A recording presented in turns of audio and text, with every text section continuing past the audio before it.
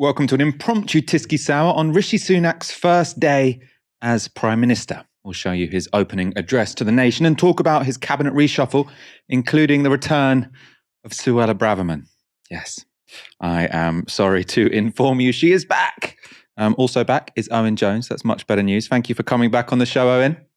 Yeah, I like the way I've been squeezed in there with Suella Braverman. Often lumped together, often the duo of British politics, I would say. Thanks for that. You're the surprise returnee tonight. We do want to hear your comments and your questions throughout the show. Were you impressed by Rishi Sunak's first speech? You'll see parts of it in one moment. Who are you most worried about entering the cabinet? Now, I assume lots of you are going to be saying Suella Braverman. We will read out those comments, but maybe try and think of a curveball answer. Who other than Suella Braverman are you most concerned about their return to government? First things first, let's start with Sunak's first task today, going to meet the King. This is a notable image because it is the first time a Prime Minister has been wealthier than the monarch. King Charles is said to be worth £350 million. The Sunaks are worth £750 million. It's reassuring to know we're ruled over by people so in touch with the reality the rest of us live in. After meeting the King, Sunak went to his new home at Downing Street, where he gave this address. Right now, our country is facing a profound economic crisis. The aftermath of COVID still lingers. Putin's war in Ukraine has destabilized energy markets and supply chains the world over. I want to pay tribute to my predecessor, Liz Truss. She was not wrong to want to improve growth in this country. It is a noble aim. And I admired her restlessness to create change. But some mistakes were made. Not born of ill will or bad intentions. Quite the opposite, in fact. But mistakes nonetheless. And I have been elected as leader of my party and your Prime Minister, in part, to fix them. And that work begins immediately. I will place economic stability and confidence at the heart of this government's agenda. This will mean difficult decisions to come. But you saw me during COVID doing everything I could to protect people and businesses with schemes like furlough. There are always limits, more so now than ever. But I promise you this, I will bring that same compassion to the challenges we face today. The government I lead will not leave the next generation, your children and grandchildren, with a debt to settle that we were too weak to pay ourselves. I will unite our country, not with words, but with action. I will work day in and day out to deliver for you. This government will have integrity, professionalism, and accountability at every level. Trust is earned, and I will earn yours. He's sounding quite magnanimous towards Liz Truss, but obviously trying to draw some sharp distinctions between both Truss, him, and Boris Johnson and him. Owen, were you impressed? No, I'm not impressed because I'm not a centrist commentator who often compared to Labradors, because the gist of a lot of them is the grown-ups are back in the room because they're not interested in substance. They're interested in vibes, just in terms of how things seem. They're very easily pleased, like a Labrador. The substance, of course, of Rishi Sunak is that he is on the right of the Conservatives by tradition. The fact he's being presented as a relative moderate, I think, is disturbing in itself, because he is to the right of Boris Johnson. In fact, his aides were briefing during this brief leadership campaign after the fall of Liz Truss. That the problem with Boris Johnson is that he wasn't sufficiently committed to austerity, to rolling back the state, which of course is what makes the heart of right-wing conservatives beat that little bit faster. Of course, the danger is because Liz Truss's economic agenda was frankly so unhinged, it'll be easy for, I'd say, the media public consent generator to go because they'll portray, the standards of the last predecessor was so much on the floor, then he can present himself as this competent new government. That's what the Tories always do. They get rid of, like Theresa May, keep her in place, let her absorb the bullets, and then get rid of her and pretend, hey, presto, here's a brand new government. Of course, Rishi Sunak is continuity. A lot, actually, of this government is continuity. Liz Truss, like Suella Braverman, back at the Home Office. And what we will see with this government is A, hardcore austerity. That's back. That's what's going to happen. Deep cuts. And B, a culture war. Suella Braverman being given that position, obviously, as Home Secretary. Kemi Badenoch has been given equalities. They're culture warriors. They will wage a ceaseless culture war. This is a very right-wing government, more right-wing than Boris Johnson.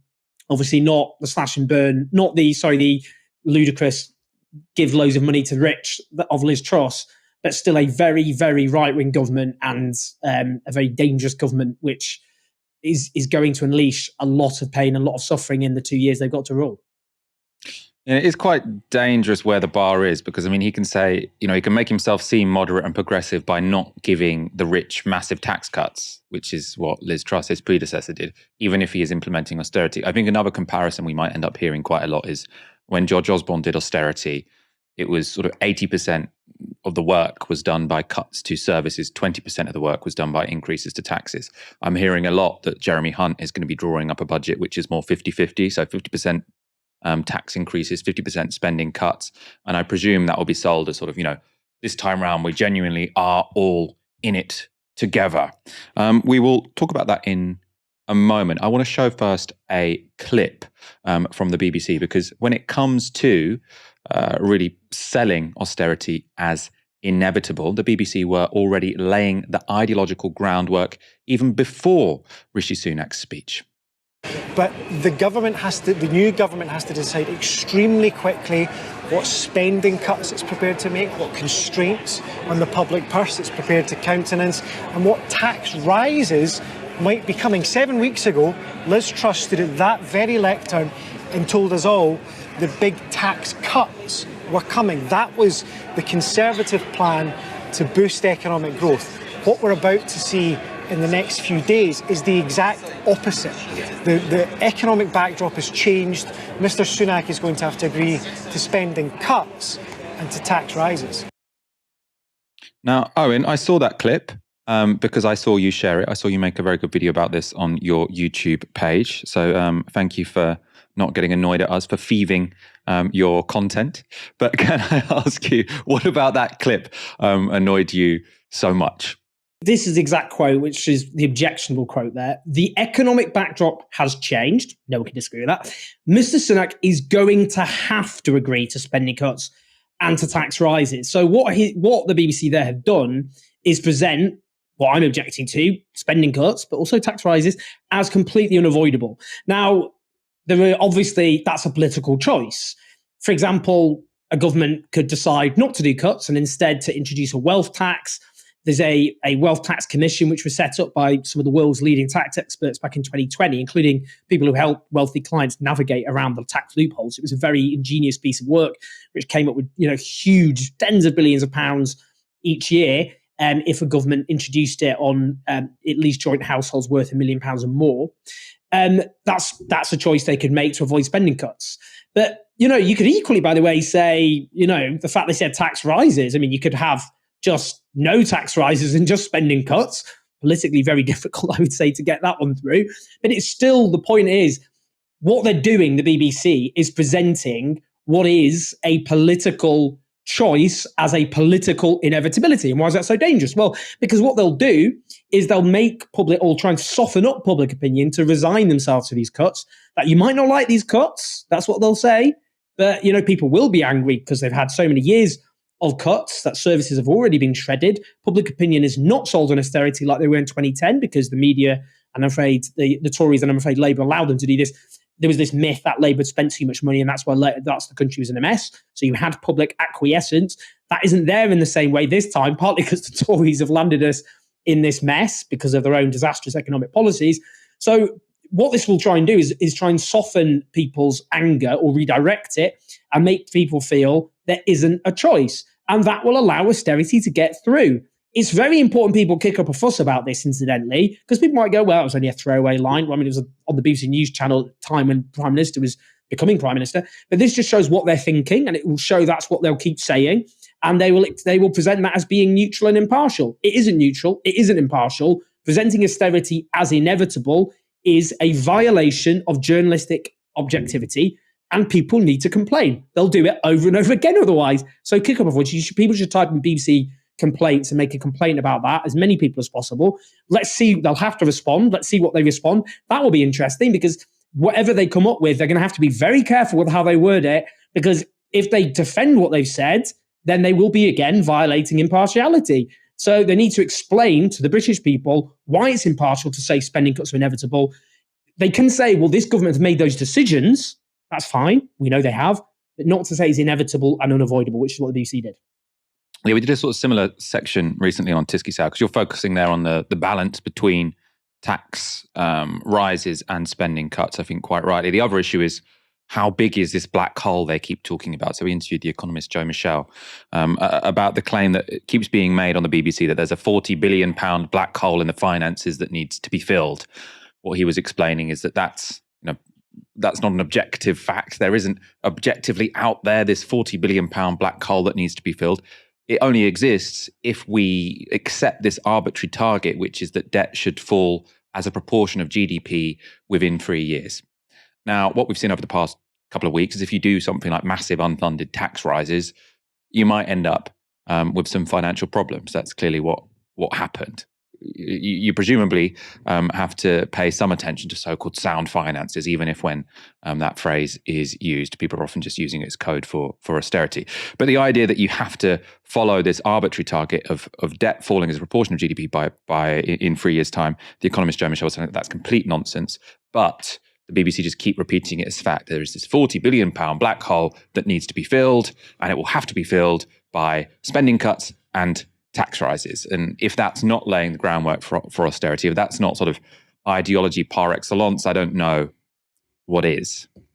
Let's move on to the reshuffle. These always start with sacking. So 12 people were sacked or resigned preemptively from the cabinet. They included Simon Clarke, Jacob Rees-Mogg, Brandon Lewis, and the chief whip, Wendy Morton, who I think it was her or her deputy was screaming, "I don't effing care anymore," outside the Commons. So I'm not sure how well they will go down in history in terms of doing their job functionally.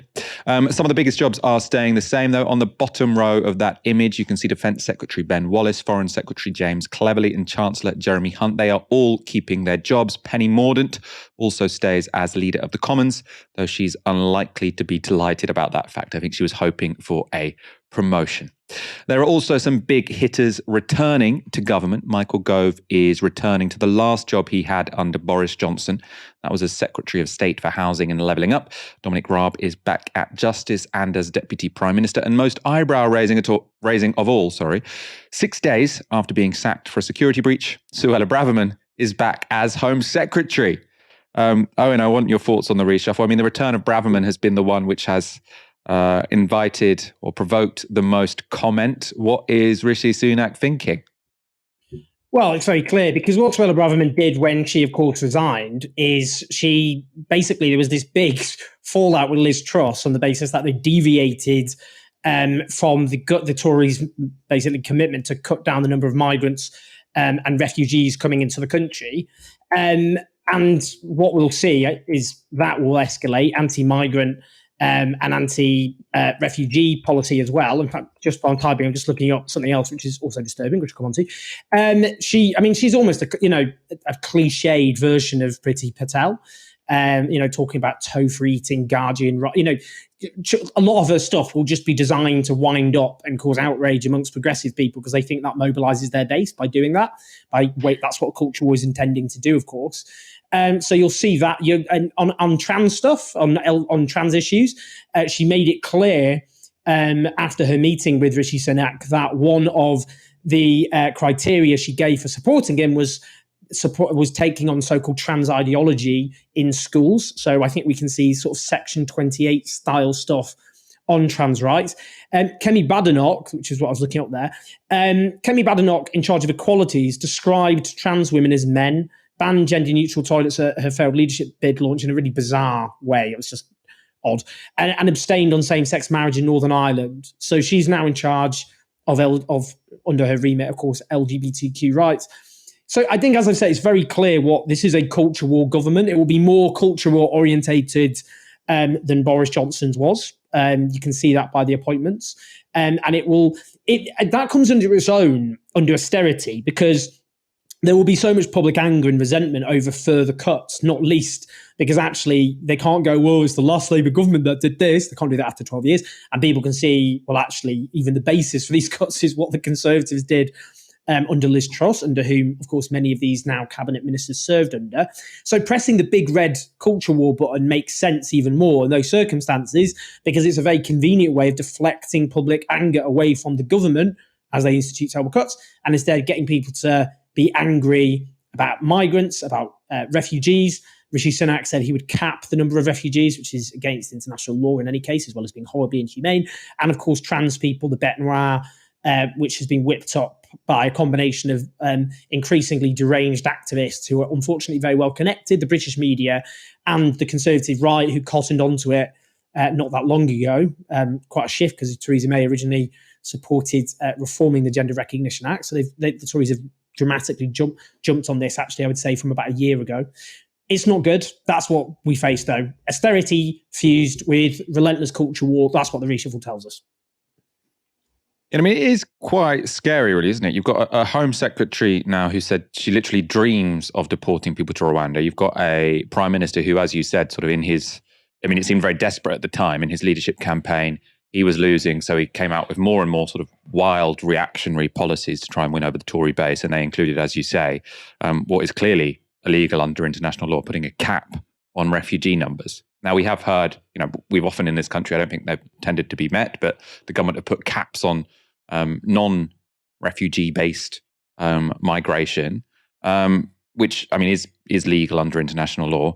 But the whole point of refugee policy is these are people who are looking for safety.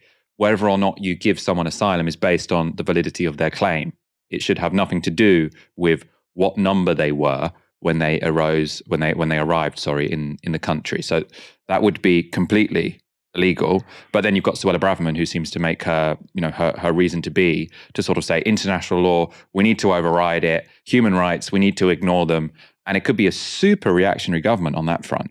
I mean, overall, the strategy to me seems that Rishi Sunak cares about the economy. Rishi Sunak, Jeremy Hunt, they're going to be the core of the government, and they see that their real task is to restore faith in the financial markets and to try and get inflation under control and make the economy seem a little bit more stable by the time there is a next general election. And at the same time, they're going to give Suella Braverman and the sort of crazies in the Conservative Party free rein to do whatever they want when it comes to social policy. And to me, that seems to be the means by which Rishi Sunak is going to try and keep the party together. So we've also got to remember, people were saying if Rishi Sunak becomes Prime Minister, the big danger will be outriders on the right, Nigel Farage sort of restarting another party from the right. The people on GB News, they really have taken a dislike to Rishi Sunak. They're constantly calling him a globalist, which is, I think, an anti-Semitic dog whistle. Not that, Rishi Sunak is Jewish, but sort of leads into this idea of the Great Reset, tends to have some quite unsavory ideas surrounding it. And I think putting Suella Braverman in that top job is Rishi Sunak saying, no, I'm not positioning myself against the rabid right-wingers like the Nigel Farages of this world. These people are very much welcome in my government. And when it comes to migration policy, the kind of thing that Nigel Farage cares about, he will have a friend essentially in cabinet in the form of Suella Braverman. Do you think there's any dangers there for Rishi Sunak, Owen, or do you think, morality aside, it's quite a smart move to say, look, we'll take the economy, the nut jobs can have social policy? Well, I mean, also there's the overcompensating issue, because the fact that the hard right, trying to paint Rishi Sunak as some sort of wet, liberal, so-called globalist, problematic language for the reasons you've cited, means that actually, that's what he did in the leadership election when, for example, he called for those who denigrate Britain to be referred to under counter-extremism programs. What the hell does that mean? It's the sort of thing you'd expect Viktor Orban's Hungary to come up with. I mean, what does it mean talking about the crimes of the British Empire, for example? Will you be referred to a counter-extremism unit if you start talking about the Bengal famine and the 3 million who died under Winston Churchill? What's he talking about? The fact he went there, I mean, look, I think, when people, reveal who they are, believe them the first time, as the quote goes, whether or not he believes that or not is irrelevant. That's the line he's going to abide by. And what Nigel Farage et al. Are doing quite cleverly is to constantly threaten and menace by going, if you do not satiate our hard right urges, then and you've got to prove yourself, Rishi, because we don't believe you're one of us. Then we will be there waiting to set up a new party, which, given your polling, could devastate you and prevent you from ever, from winning an election. It's a very dangerous path. What I would say, though, and I think this is very important. I mean, it depends what the media do now, so brace yourselves. It's very interesting how at the moment we actually have record levels of immigration, but anti-migrant sentiment has fallen. It's been falling for many years now. The Financial Times did an interesting study which showed there is no correlation between migrant numbers and anti-migrant sentiment. But there is a correlation between negative media coverage about migrants and anti-migrant sentiment. So those who say, well, the media, they're not political actors. Well, they clearly are, and they clearly have a role in inflaming anti-migrant sentiment. I think most people watching this accept that, but it's still seemingly contested. And I think it'll be interesting to see, though, whether or not a significant chunk of the population now are not as susceptible to anti-migrant bashing as they were even 10 years ago, when it was a massive, massive problem. It's the same with social security bashing. That was very popular under George Osborne. The anti-scrounger rhetoric was, really, I'm afraid, very popular amongst large chunks of the population. It isn't anymore because they cut too much of the welfare state. And actually, I think Corbyn's Labour refused to play that game, and that also had a role. So it'll be interesting to see now if the Labour now capitulate to anti-migrant framing, and Keir Starmer said that there wasn't much difference between the major parties on immigration, not great, and the media ratchet it up. That could be a problem. But it could also be the case that a large chunk of the population now simply aren't now up for anti-migrant bashing. But they need, they're relying on mobilising their base. At the moment, a lot of Tories have gone to the don't know column rather than the parties. They're trying to win them back. They're trying to forestall, as I said, a challenge from the hard right. But I think it's dangerous because, as I've said, Rishi Sunak's going to have to prove himself as he sees it, and the people around him, because of how he's been painted, even though he's a Tory. Unlike Liz Truss campaigned for Remain, he campaigned for Brexit, but that he's a backstabber and all the rest of it, as he's portrayed. So I think, it's a dangerous moment, because I think this will be culture war on speed. That's why he's appointed those people. Their job is to protect the government from accusations that it's too wet and too liberal. So they'll go overboard. That's what Suella Braverman's shtick is all about, whilst they're obviously pursuing unpopular cuts. And it will be interesting because there's a tension within government. They want inflation down. Getting inflation down, it would be helpful to have a lot of migrants, because that adds to the workforce. At the same time, and I mean, actually, I imagine there won't be a clampdown when it comes to migration, when it's people coming here to work, because that's very useful for the economy at the moment. If you are, in their position because you want to get inflation down, I imagine what we will see is sort of a hyper intensification of this targeting of control. So we want control over our borders, and we want to stop illegal immigration. So I think it's going to all be about the channel. All be about asylum seekers, and they will quietly actually increase migration because they kind of need to for the sake of the economy. That's exactly it. They'll do these symbolic, really grim things like Rwanda, where actually probably or maybe no one will actually end up being deported. What that does, that's not to say, well, we should just stop talking about them. If these are just symbolic, nasty measures to make people like us angry, just ignore it.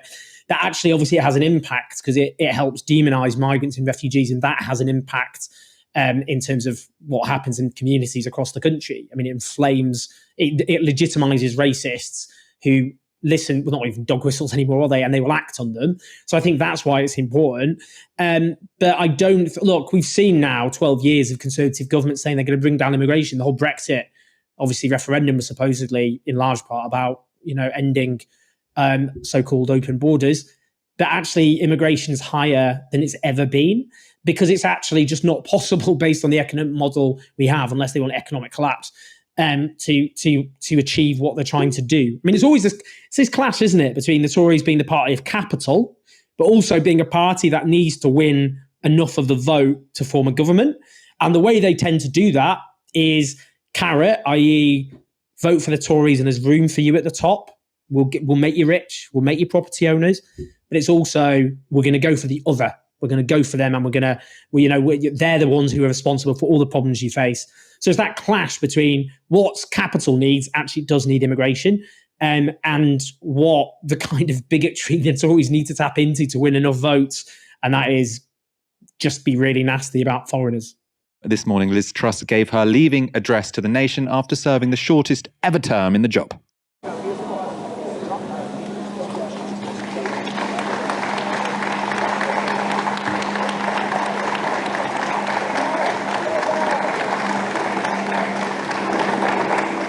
It has been a huge honour to be Prime Minister of this great country, in particular to lead the nation in mourning the death of Her late Majesty the Queen after 70 years of service, and welcoming the accession of His Majesty King Charles III. In just a short period, this government has acted urgently and decisively on the side of hard-working families and businesses. We reversed the national insurance increase. We helped millions of households with their energy bills and helped thousands of businesses avoid bankruptcy. We are taking back our energy independence, so we are never again beholden to global market fluctuations or malign foreign powers.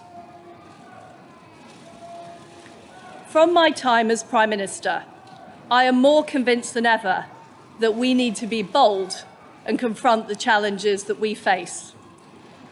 As the Roman philosopher Seneca wrote, "It's not because things are difficult that we do not dare. It's because we do not dare that they are difficult." We simply cannot afford to be a low-growth country where the government takes up an increasing share of our national wealth and where there are huge divides between different parts of our country. We need to take advantage of our Brexit freedoms to do things differently. This means delivering more freedom for our own citizens and restoring power to democratic institutions. It means lower taxes so people can keep more of the money that they earn.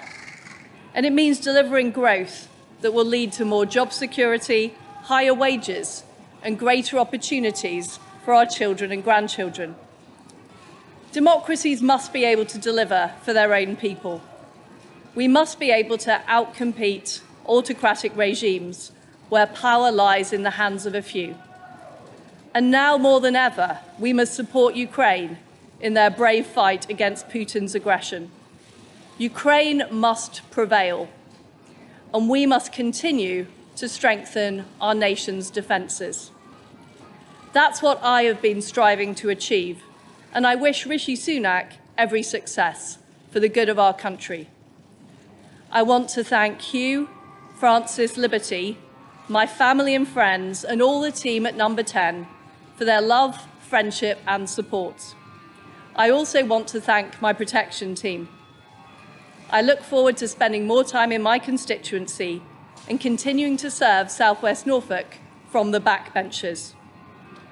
Our country continues to battle through a storm. But I believe in Britain. I believe in the British people. And I know that brighter days lie ahead. Thank you.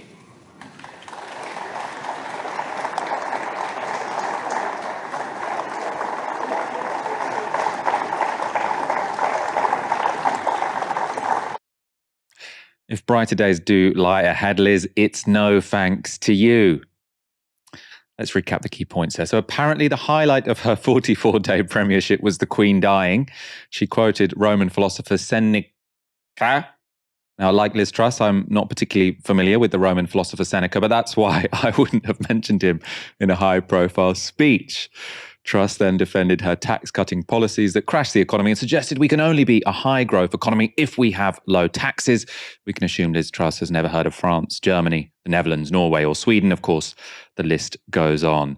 Owen, your final thoughts on Liz Truss on the day she is confined to the deepest depths of the dustbin of history. Well, say what you like about Liz Truss, and I have, and so have you. Obviously, catastrophic for the economy and for the lives of millions of people, but a great content generator. And for that, of course, she will be sorely, sorely missed. Provided excellent content, which will be with us for all eternity. So let's not think that her legacy is all in vain.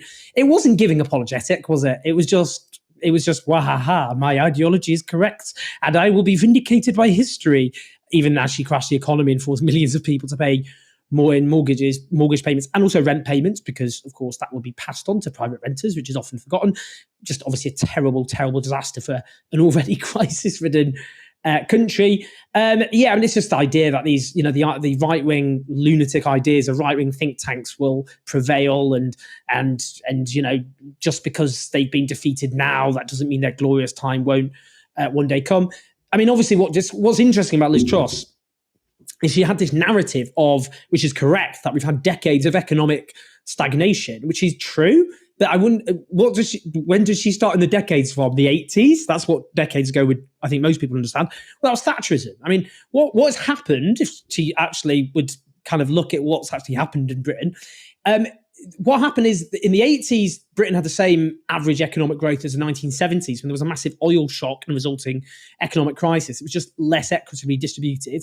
In the 90s, there was less average economic growth. There was even less economic growth in the 2000s, and about the same in the 2010s.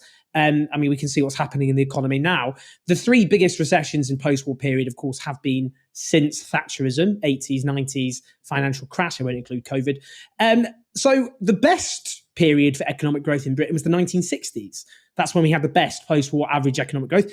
You can't say that's down to post-war reconstruction. Britain had recovered from the war years before that. That's when we had high taxes on the rich, high corporation tax, state intervention in the economy, nationalisation, strong trade unions. So actually, if she was going to be honest, her ideology is the problem. In the United States, it's produced stagnating living standards. Here, it's produced stagnating living standards. Thatcherism is the problem. Neoliberalism is the problem. When obviously, as you've noted, countries like Sweden, despite themselves having encroaching neoliberalism, more social democratic settlements have produced higher living standards.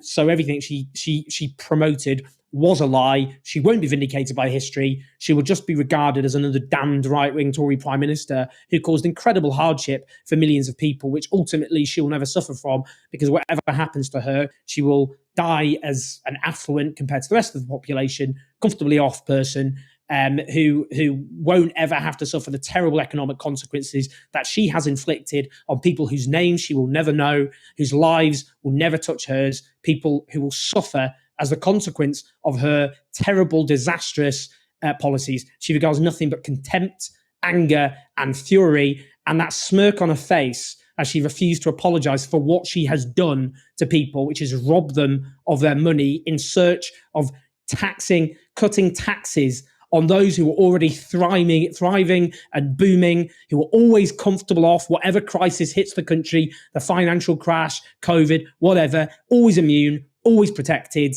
She tried to give them more dosh, and in the process made the lives of already struggling people that little bit more miserable and insecure. Onto the scrap heap of history she goes. She deserves nothing, as I said, but contempt, not the, oh, poor old Liz Truss, well, let's spare a moment for her. Absolute nonsense. What a disgrace.